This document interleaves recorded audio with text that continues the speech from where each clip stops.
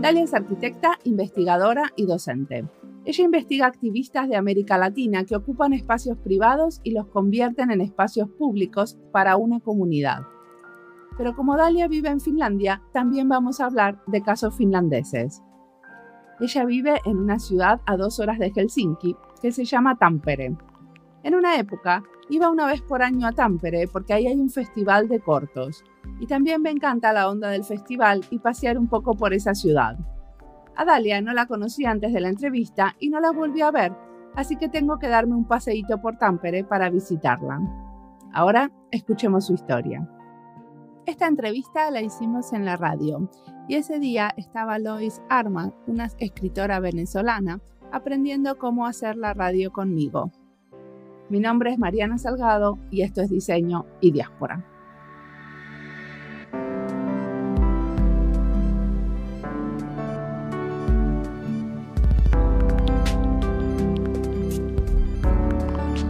Bueno, entonces contanos, Dalia, ¿qué te trajo por acá, a Finlandia?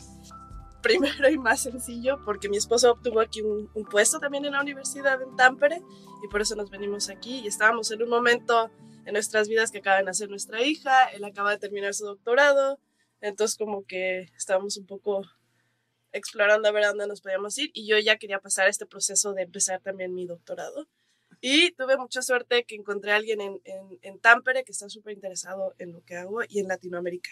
¿Y qué es lo que haces? Bueno, ahorita principalmente, ¿no? Mi doctorado. Estoy estudiando cómo grupos de personas activistas, yo les llamo, en distintos países, distintas ciudades de América Latina, se apropian de espacios urbanos abandonados y los transforman en algún tipo de espacio público.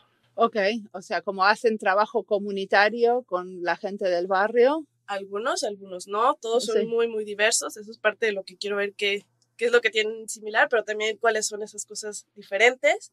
Sí. Quiero saber qué tipo de transformaciones suceden, tanto a nivel físico de ese espacio, o otros procesos que se desencadenan, ya sea de ellos, como algunos he tenido la oportunidad de que me cuenten de su primer trabajo a su tercer trabajo, otros es solo el primero y ahí se acabó. Perdón, ¿por qué hablas de trabajo? ¿No viven ahí? No son ocupaciones, eso es lo que hablábamos, no son squatting para ocupar, no son ocupaciones para vivir ahí. Ajá, los transforman en algún tipo de espacio público, eso es a lo que me refería. Ah, que te dedicas especialmente a estudiar esos casos en que se ocupan casas, pero después se transforman en espacios públicos. Exacto, y no todos son edificios, son también, por ejemplo, en Tucumán, Argentina, son puros lotes que han quedado abandonados literalmente. O sea, que los buscas y ¿cuántos de esos casos estás siguiendo? 24 tengo. ¡Uf! Ajá. Pero obviamente algunos tengo como 18 entrevistas, porque algunos son la misma persona o el mismo grupo con 3 proyectos o así. Entonces no es una persona o un proyecto. Sino... Y es a lo largo de toda Latinoamérica. Ajá. Tuve que empezar así literalmente buscando en Google que tuvieran ciertas características y es lo padre también como digamos, metodológicamente, las herramientas que ahora tenemos a nuestra disposición, que yo podía ir encontrando a través de redes sociales, a través de congresos o cosas así, alguien que tuviera esas características y los contactaba y era un contacto inmediato, ¿no? Estando tan lejos, era súper rápido contactarlos y que me contestaran. Son gente, obviamente, que les interesa mucho hablar de sus proyectos, entonces es fácil que se comuniquen conmigo. Y vos, bueno, supongo que elegiste eso porque sos mexicana, pero también porque ¿tenés alguna hipótesis de que lo que está pasando en Latinoamérica es especialmente diferente de lo que pasa en otros lados? Ahora un poquito más, y sí. No en todo, y tal vez ni siquiera dentro de sus proyectos en América Latina, en todos lados es igual. Y algo que me sucedió al estar investigando es, o sea, cuando preguntaba, ¿no?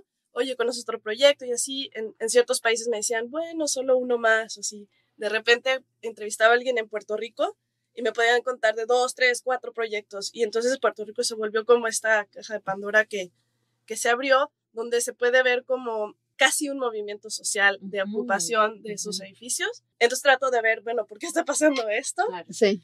Y ahí es donde me empiezo a dar que hay ciertas presiones económicas, ¿no? De cómo está su país ahorita, su situación de colonia, su situación también con los desastres naturales que suceden ahí. Entonces todas esas cosas han creado justamente un abandono de la ciudad y entonces ahorita pues empezaron a movilizarse y están conectados y trabajan juntos, no todos, pero...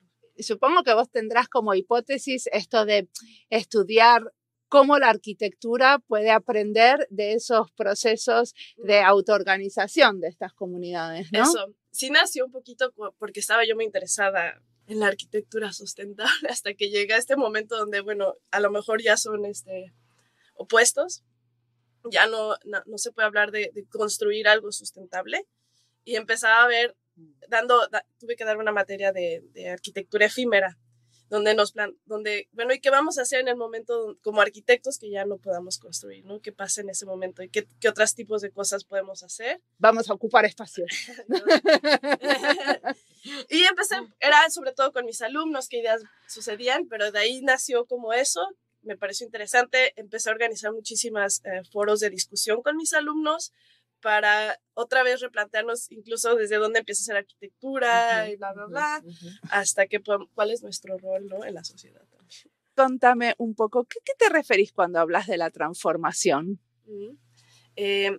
Por ejemplo, primero, ¿no? Tenemos un espacio, este espacio está abandonado o vacío, ni siquiera tiene que estar completamente abandonado, y eso también es interesante porque las razones por las que están abandonados, pero bueno. Luego llegan estos grupos, lo transforman y entonces ahí ya pasa una transformación. Esa transformación de ese espacio. Sí.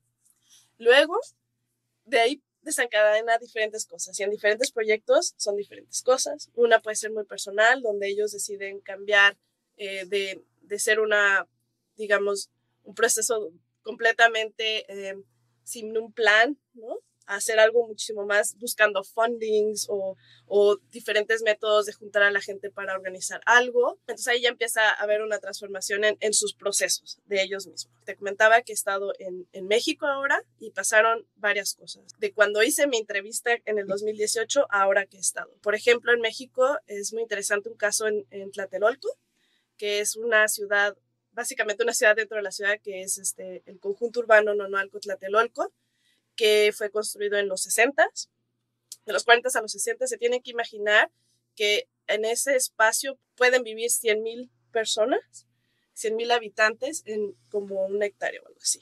¿Está adentro de la Ciudad de México? Adentro de la Ciudad de México, sí. Está en el centro de la Ciudad de México. Es muy famoso porque está la Plaza de las Tres Culturas, que le llaman así porque estaba, digamos, la cultura prehispánica. Luego llega, ¿no?, la colonia y imponen tienen una escuela y una iglesia que ponen ahí. Y luego llega este proyecto del modernismo en los 40, 60, porque es muy largo ese tiempo que se construye. Y impone también otra vez esta nueva arquitectura, esta nueva cultura le llaman. Y cuando están construyendo ese proyecto es que descubren las ruinas prehispánicas, ¿no? Entonces, por eso es famoso y mucha gente va a México nada más a ver la Plaza de las Tres Culturas, pero se volvió mucho más famoso porque en el 68, cuando estaban los movimientos de estudiantes en todo el mundo, en México también, ahí se reunieron, ahí se convocaron porque no podían convocarse ya en el Zócalo, que es nuestra plaza más grande, ¿no? Entonces se convocan ahí y venían a criticar ¿cómo se llama?, autoritarismo político, un autoritarismo, una persona que al final decide enviar a los militares y matan a aproximadamente 300 personas y se volvió conocido por la matanza de Tlatelolco. Entonces ese proyecto es muy, muy interesante, su contexto. Luego más adelante, en 1985 hay un terremoto en la Ciudad de México y destruye muchísimos edificios y entre ellos edificios, uno creo que se colapsa directamente en el terremoto y otros tienen que ser derrumbados años después.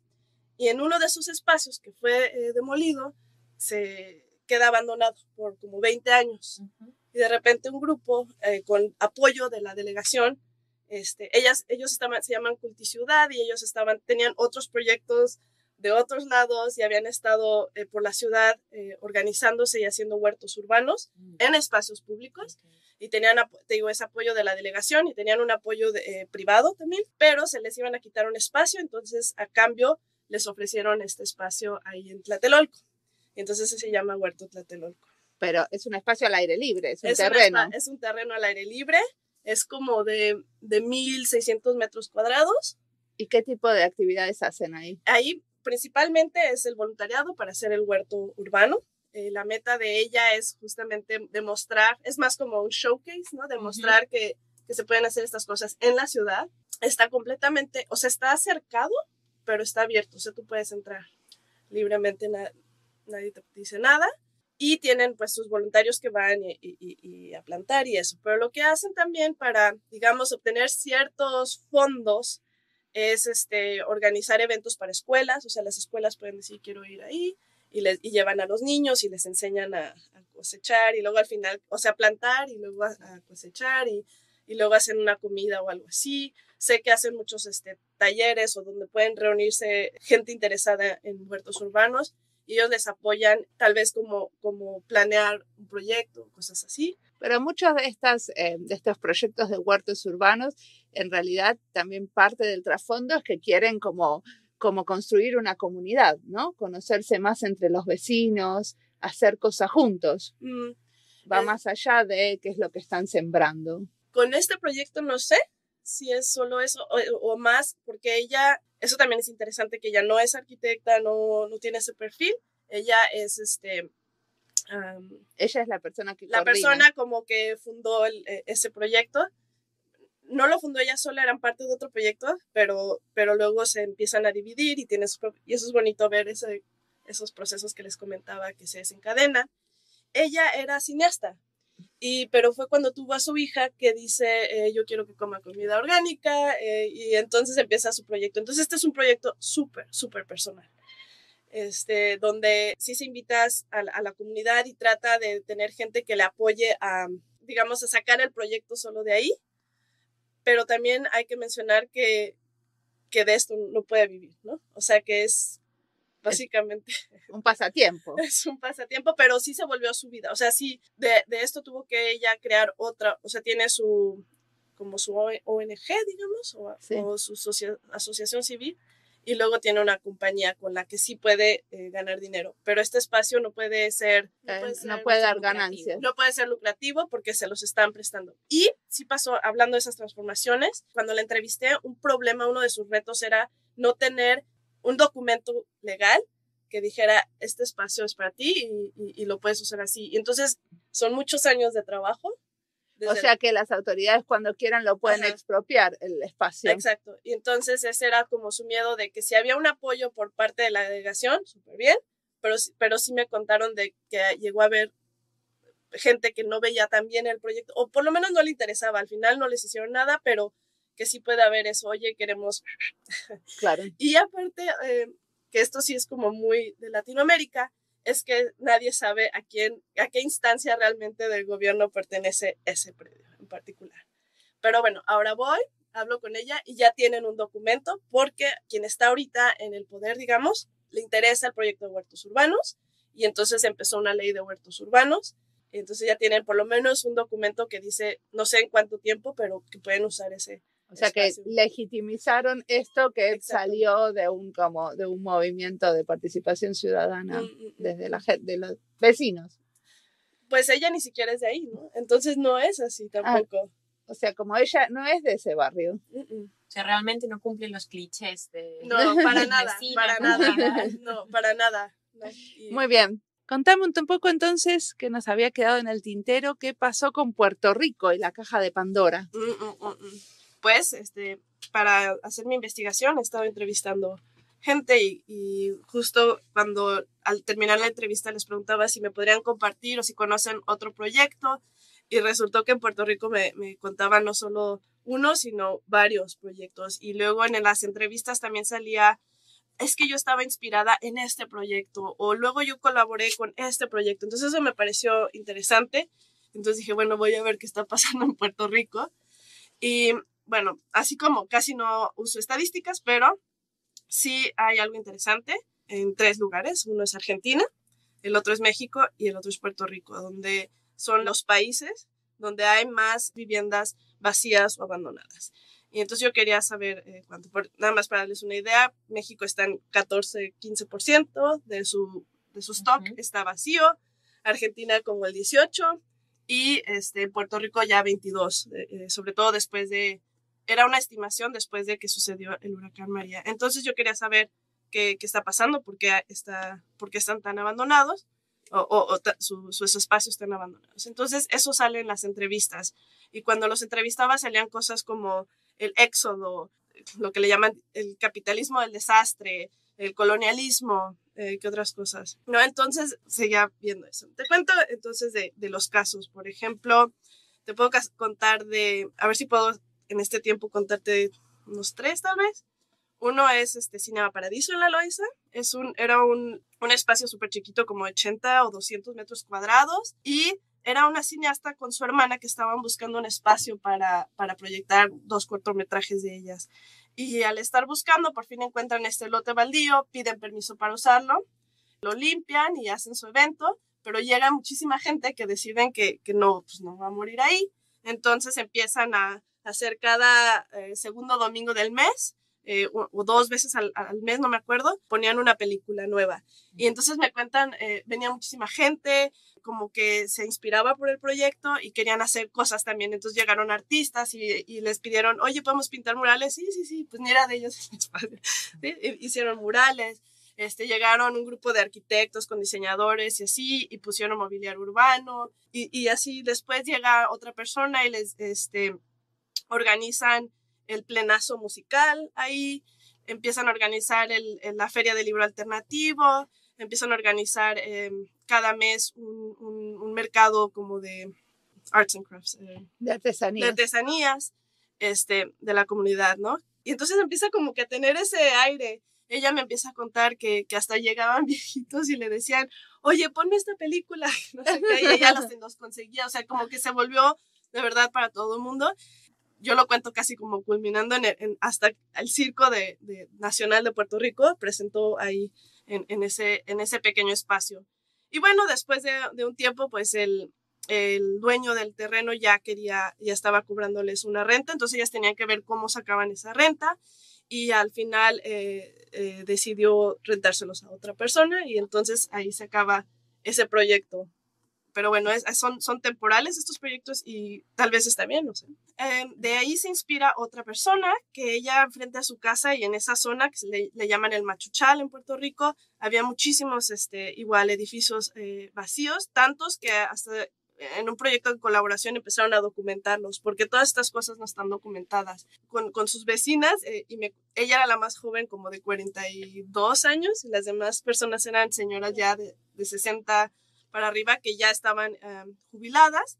Empezaron porque esa casa se vuelve entonces un vertedero donde empiezan a tirar la basura, y entonces las señoras empiezan a limpiar y empiezan a poner un huertito también enfrente. Esta casa está clausurada, no se puede entrar, pero hasta, no sé, empezaron a empezar a hacer cosas chiquitas que empezaron a llevarlas a ese momento de decir, ok, vamos, esa sí fue una ocupación. Entonces ocupan la casa todo su alrededor, porque no pueden entrar a la casa. Y ella me pide de favor que le llamen no un centro cultural, pero un centro de civismo.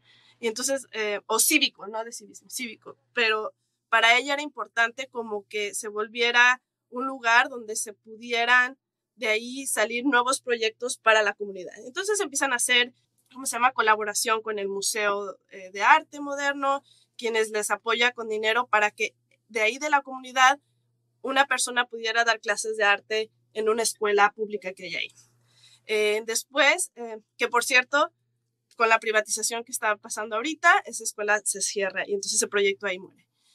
Ese de la escuela. Pero entonces ese tipo de alianzas que empiezan a hacer, la comunidad se empieza a interesar, tanto así que donaban pintura, y con esa donación de la pintura pues pintan la fachada y todo eso, le dan nueva vida, al punto que una persona que se interesó era un abogado, ni siquiera ella con la que hablé, ella sí estudió urbanismo, es antropóloga, pero después estudió urbanismo en Barcelona, y creo que eso es importante mencionar, y también tiene esa inspiración, digamos, que de esas ocupaciones en Barcelona. Y entonces viene esta persona que es un abogado de la universidad, no me acuerdo qué universidad en Puerto Rico, y aparte de ayudar a pintar, trae a sus alumnas, ayudan a transformar el espacio, pero entonces empiezan a hablar sobre cambiar la ley.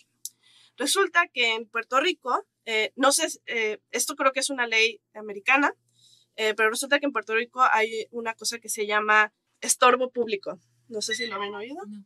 Tú puedes declarar, haz de cuenta, cuando está abandonado un edificio, la ciudad lo puede tomar. Y creo que antes lo donaban a la Universidad de Puerto Rico. Si se declara estorbo público, entonces la municipalidad tiene la obligación de estarlo cuidando. Y tú, si ese edificio tú ves que puede ser dañino para la comunidad o no sé qué otros requisitos tiene que tener, lo puedes declarar estorbo público. Sin embargo, no todos los edificios abandonados los declaran estorbo público, porque tiene mala connotación eso. Entonces, ya, se declara estorbo público, entonces la municipalidad lo tiene que cuidar. Lo que ellos lograron hacer es que si se declara, la municipalidad lo puede expropiar, digamos, pero primero tiene que avisarle a la Universidad de Puerto Rico que si quieren tomar ese edificio, si lo van a usar. Si la universidad en 5 meses no hace nada, entonces la municipalidad lo puede expropiar y se lo puede vender o traspasar, no sé si rentar, vender no, pero, o sea, no puede ser lucrativo, pero sí traspasar, rentar, donar a alguna asociación, a alguna comunidad que esté haciendo algo social. O sea, lograron cambiar algo de la ley. Entonces, ese es uno de los que me parece como muy emblemático. Y es importante que hayan podido hacer eso. Y luego, de ahí, esas chavas que eran abogadas, que ayudan a cambiar esta ley, ahora tienen su propio proyecto de una casa abandonada, ¿no? Y donde organizan ellas eventos. Y esto también puede ayudar a otros grupos en el futuro a también apropiarse de espacios.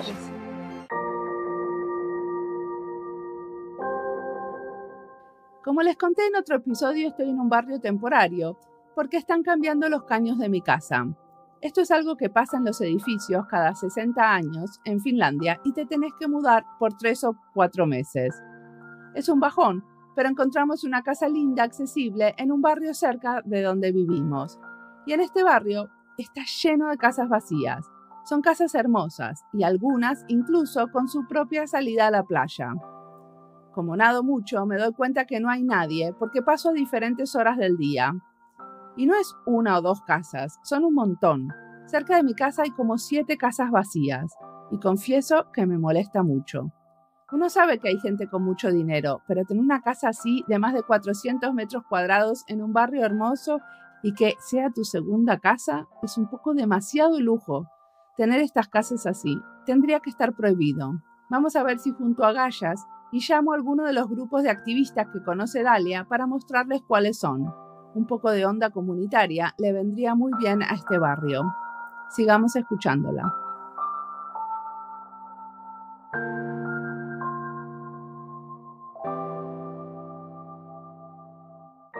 Muy bien, y decime, ¿no estudiaste ningún caso en Finlandia? ¿Estudiar en Finlandia?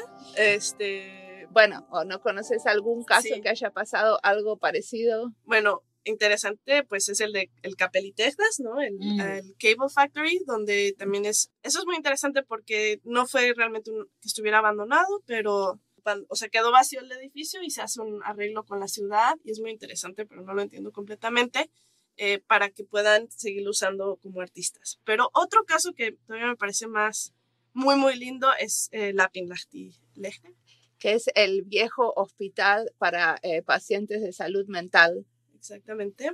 Que tiene un predio hermosísimo en el centro de Helsinki. Ajá.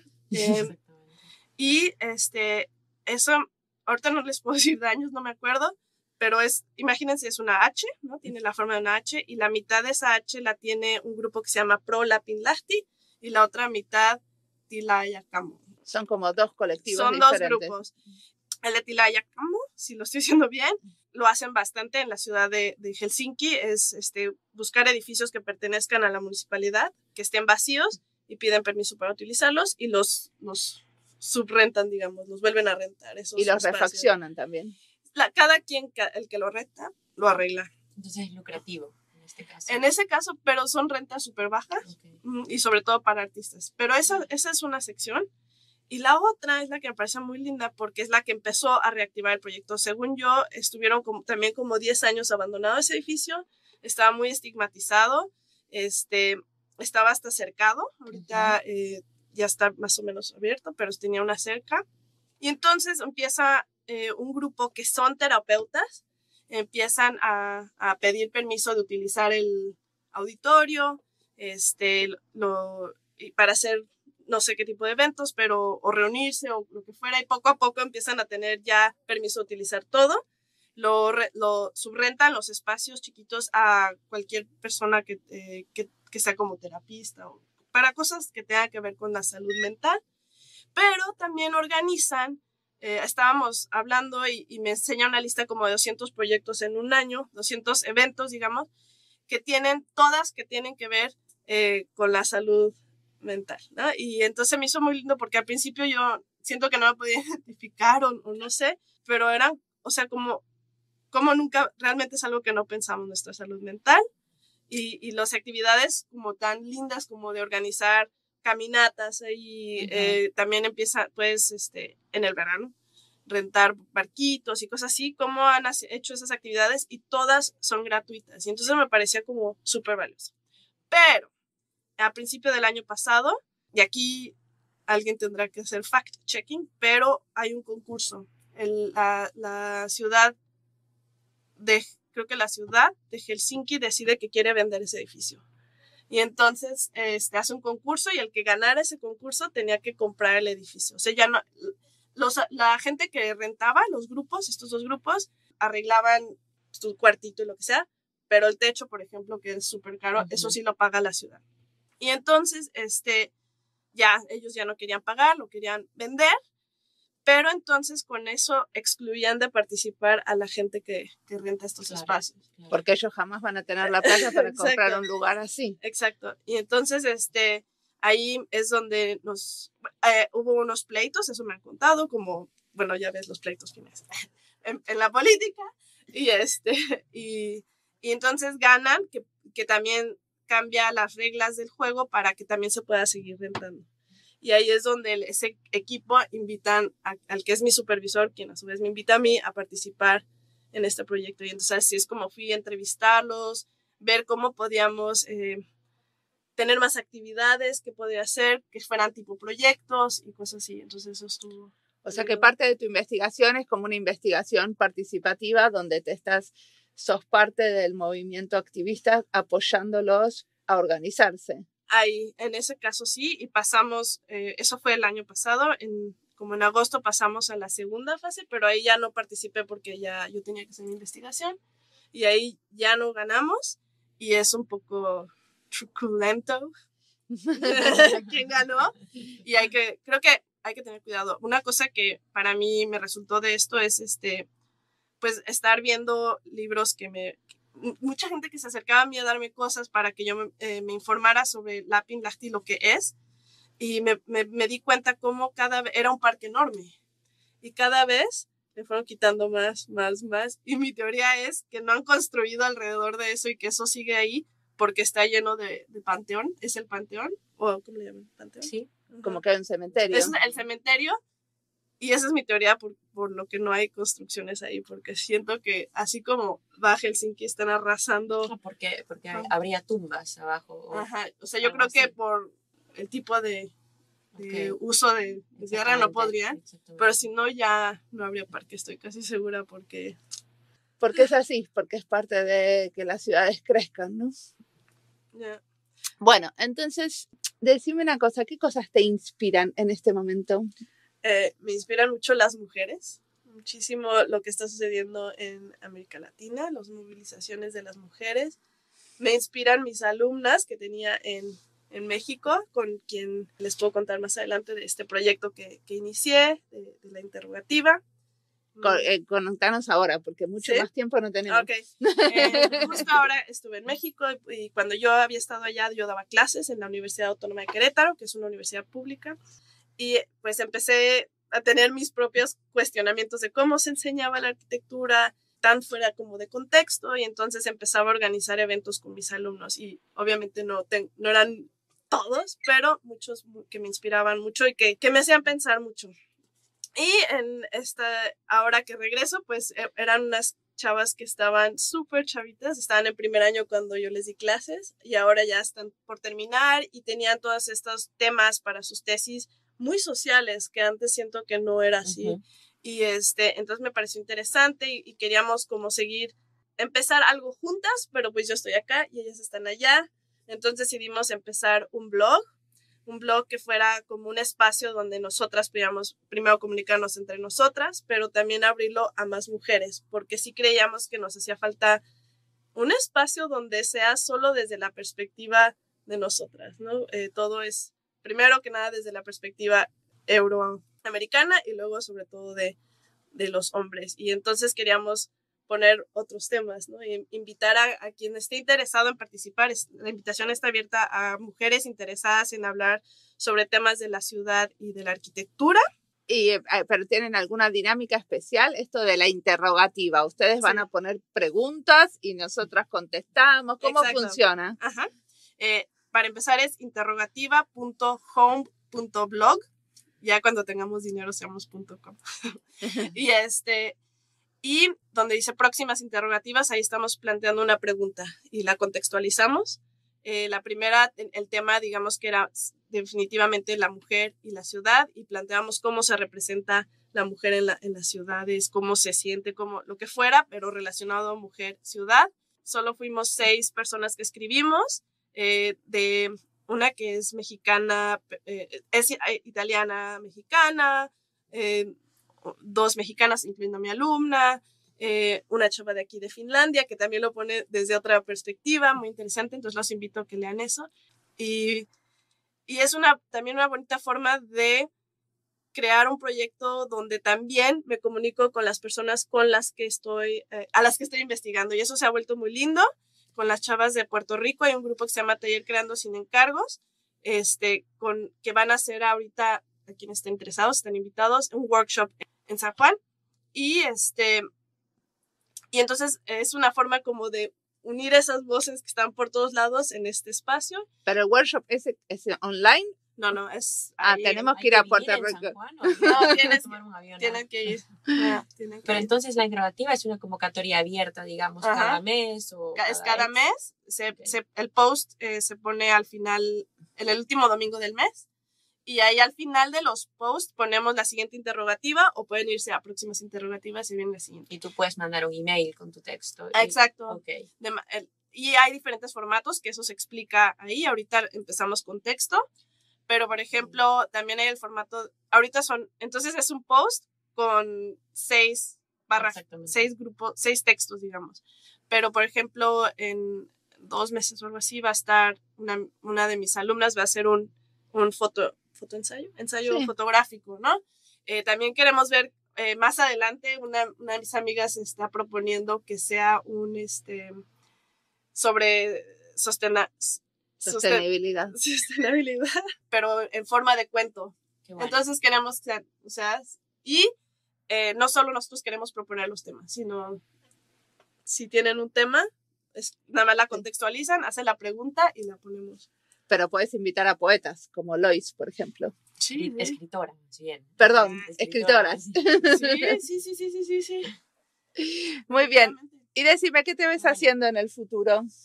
Me gustaría seguir estudiando las movilizaciones sociales. Obviamente me gustaría ir a Puerto Rico, después a otros países que me interesan para... Sí. Pero querés seguir haciendo investigación. ¿Te imaginas a vos misma como investigadora de movimientos sociales urbanos? Sí, eso es lo que me gustaría. Si tiene algo práctico al final, bien. Si no me es así súper importante que hacer yo algo. Sí. Me gusta mucho entenderlo y a ver si puedo hacer teoría. Y puedo contar rapidísimo porque eres de Venezuela, y que también tiene que ver con la próxima canción, pero también a través de la investigación he creado mis propios networks. ¿Redes? Y tengo una colaboración súper linda con una chava de Venezuela que está en Berlín. Bueno. Y con ella estamos haciendo teoría. Entonces se ha vuelto súper bonito porque no es de lo práctico. O sea, ya estamos haciendo nuestras propias teorías y era importante como desde Global South que le llaman, que es lo que vamos a aportar. El sur global. El sur global. ¿Y tienen idea ya de qué va a ser? Sí, este es un artículo que ya estamos escribiendo. ¿Y la venezolana es arquitecta también? Ella es más urbanista, pero sí, creo que estudió arquitectura, pero ahorita ella siempre ha sido más como de urbanismo. Sí. Y entonces, si queremos leer tus escritos, ¿dónde los encontramos? Cuando se publique algo, se suponía que en noviembre salía algo, pero no ha salido. Te envié uno, pero es una revista que sí se tiene que comprar la revista, la de Maya, del Estonian Architectural Review, donde escribo sobre también de un caso en Chile que estoy investigando y un caso aquí en Pasila, en el viejo Pasila, bueno, en el Pasila de los 70s, porque son como proyectos hermanos del modernismo. Pasila es un barrio acá en Helsinki.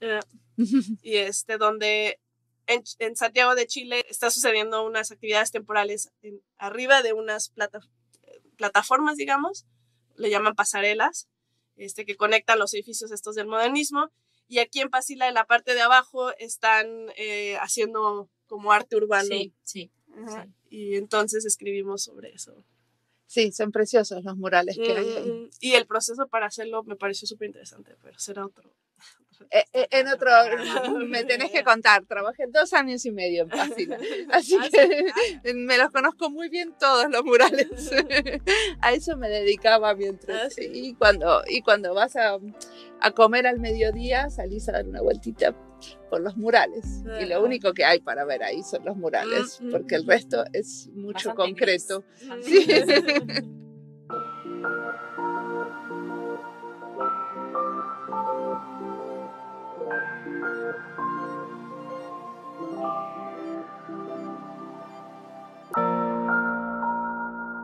Si el futuro es femenino, ¿por qué no defender a todas las diseñadoras femeninas? ¿Será que podemos redefinir el éxito y diseñar una profesión basada en el cariño hacia nosotras mismas como hacia los demás? Esto lo saqué del blog de Dalia, Interrogativa. Y con esto invitamos a todas las que quieran escribir en ese colectivo a sumarse. Me parece hermosa la idea de un blog colectivo. En nuestra página web y en Anchor vamos a dejar el link al blog. Interrogativa te lo hace fácil. Es solo contestar una pregunta. No tienen que preguntarse sobre qué escribir. La próxima pregunta es: ¿qué procesos de urbanización ayudan a exacerbar el problema del racismo en nuestras ciudades? ¿Y qué se puede hacer o se está haciendo para revertir dichos procesos? Y tienen tiempo para contestar hasta el 31 de julio. Interrogativa es una propuesta lúcida por gente con muchas pilas. Anímense a escribir.